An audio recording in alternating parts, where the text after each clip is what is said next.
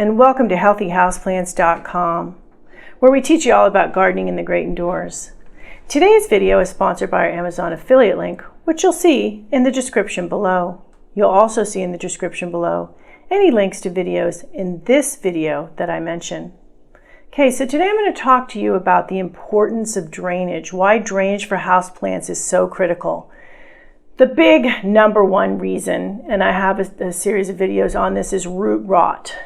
So if you do not have adequate drainage for most houseplants, you will eventually end up with root rot. It's not a pretty sight. It's very discouraging. It's very sad when it happens. So if you can give your plants good drainage, then you can avoid that, in addition to not overwatering. But starting with good drainage is really important. So you can't even have a container that doesn't drain well and you say, well, I'm only giving it a little bit of water at a time. Well, first of all, that creates a lot of problems. Number one, the plant isn't getting sufficient water, because most houseplants like to be soaked with water so that they can, all of their roots get hydrated, so that they can then soak up the water and become very healthy plants. If you're only putting a little bit of water here and there, what happens is the roots that stay dry when you do that, they will atrophy, they will die. That can also set up a root rot cycle, because what happens is within that soil you keep losing roots until you have very little roots and there's way too much soil for those roots. So you can create that problem, even trying not to create that problem.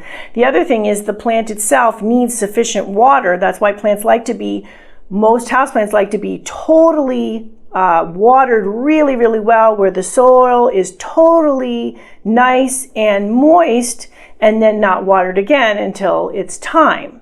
So you're not at liberty to do that when you don't have those drainage holes. So like this guy here, even this little pot here has a drainage hole.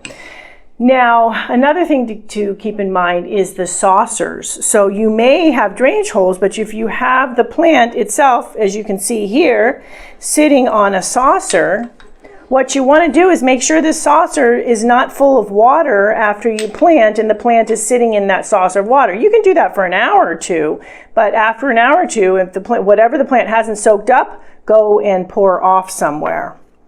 Only difference here would be if you have you create a humidity tray, but for a humidity tray, you would put gravel, pebbles, marbles in that saucer, and you would always keep the bottom of the pot on the marbles, but the water itself would be just below the surface of the marble, so the plant, once again, is never sitting in water. Another tricky one here is when you get these guys, these particular pots, and you'll see here I do have the bottom of the pot showing, nice, lots of dirt on that, and this was the bottom. This was the as you can see here, the drainage thing, right? So before, I generally take these off, honestly, to tell you the truth, and get rid of them, because what happens when they're firmly on here is when it was on, see, it's firmly on there, you can see there's very little space, first of all, for the water to even come out. It will eventually overflow when you've put a lot of water in there. However, what ends up happening, once again, is the plant is sitting in perpetual moisture. These are even more dangerous, because what happens with these is they're very tightly, as you can see, on there.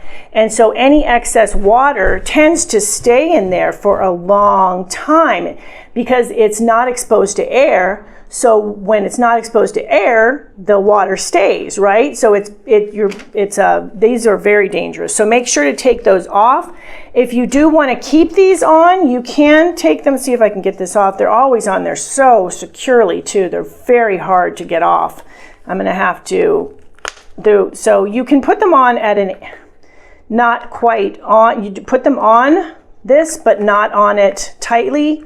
There's a way to do that where it sits on it, so then you have some air circulation underneath it, but it tends to be kind of wobbly, so you're really better off, as I said, dispensing of these and putting the plant itself into some other sort of a saucer-like thing, and then just emptying this after you've watered so that the plant remains is not remaining in water at the root zone at the bottom of the pot.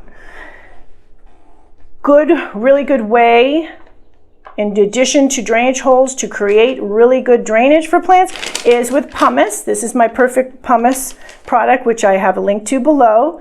So that will create within the soil itself nice air pockets, and not very big pockets. We're talking about very small areas, but roots are alive. They do need some air to survive. Most roots do.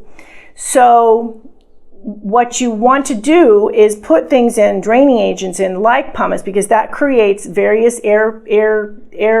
small air areas within the soil that allow the roots to breathe at the same time as soaking up nutrients and water, and that will make them healthy plants.